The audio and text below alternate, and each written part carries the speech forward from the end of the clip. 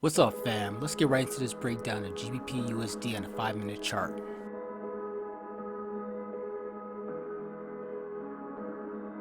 Why did I take this trade? Yesterday I was looking at GBPUSD and I was expecting this demand zone to get activated or price to come down and test it, and I was looking for a trade from here. That didn't happen yesterday. So with this trade, I noticed the price was going up, made a shift to market structure, further confirmed by a change of character as price broke this previous low. And this would have been a nice trade setup if I was up at 2 o'clock in the morning. By the time I got to the charts, price had followed up that change of character with another break of structure and was just milling around in between these two swing points. Now around the time that I finally got to the charts and started taking a real look, I noticed that price had wicked up, and I say wicked up. On the 5-minute chart it's a candle, but on a higher time frame this is all just a wick. So it made a stop hunt, and then it was confirmed by a break of structure beneath these relatively equal lows. I marked out a supply zone up here, and what I didn't like about the supply zone was the fact that using this last candle made this zone extremely big, but a zone is a zone, so I just waited for price to come back to test the zone. So when price finally got back up here, I went down to the 15-second time frame. So on the 15-second,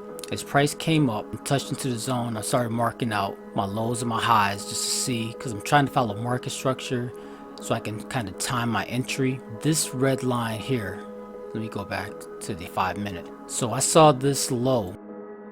Price made its move. I was expecting for, if price breaks this low, for price to drop. So that's why I had that line marked there, and that's that same red line here.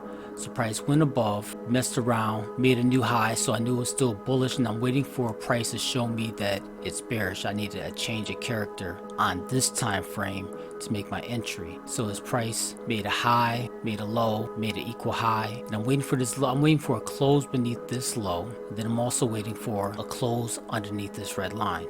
So price finally had this strong bearish candle come down, and then we had a bullish candle that didn't close back above this level or this level. Then it was go time, and this is the 15-second chart, so it moved kind of fast. I waited a second, I waited one candle. This candle still didn't go back up above this low here, and so I entered on this candle at the start of this candle. And the amount of drawdown that I had after I made entry at this point, yeah, 2 pips. It was a 2 pips drawdown. In retrospect, things I could improve on. I could have waited for a more dramatic break or make sure the liquidity was grabbed before dropping down, because as price made this structure, it didn't grab liquidity here, but it created liquidity above this high. And I was kind of concerned that price might go up here and take liquidity, but if it did, I still was comfortable just because price was barely got into my supply zone. So if it grabbed liquidity here and then dropped, that's okay, because it's still within the zone and it's still doing what the market is supposed to do. Price made another low, which I was comfortable with, went up, it did grab liquidity, and then after that it dropped. So in retrospect, after this low was made, liquidity was grabbed, I should have been getting in on this candle here, somewhere here. That's the point where I wanted to get in, because now I would have checked all the boxes. I would have been making lower lows, lower highs, grab liquidity, and then I would have broke this key level. I ended up exiting my positions up here as price started to come down and turn against me. It's still a good trade, but I'll tell you the logic behind it. As price came down, started making these lows, and I saw this large bullish candle on the 15-second time frame going back up. Price failed to get down to at least 11.8%, which I believe is this line on the higher time frame. Yeah, that's 11.8%. When it failed to get down there and it started showing some rejection, started showing bullish momentum, like this is microstructure. This is actually bullish microstructure.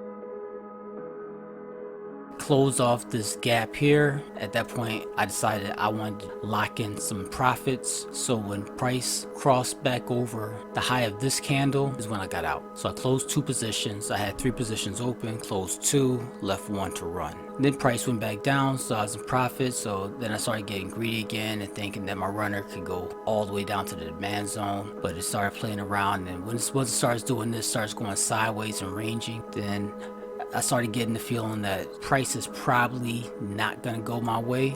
Had a low here, then had a higher low, then made yet another higher low. Meanwhile, I had this high, then I made a higher high. Price broke the top of this high right here. Now this high is minor because to me this high, I'm not even counting this high. It's the fact that it did make a higher high, but this is the high that I would consider a change of character. If it breaks this high, that's when I have a problem. Once it crossed over that high, made a candle close, and then the candle after it also closed above that high, that's why I decided to get out. And then that's how the trade went, and it worked out all right, and it happened at the right time. Later on in the day, I almost thought that I had a second chance at entering the trade because price came back up to the zone, just about touched the zone. So I'm thinking, okay, there's a second chance at entry, but by that time it was after 12 o'clock, but the time wasn't right, so I decided to not make a play on that. So this is what ended up happening.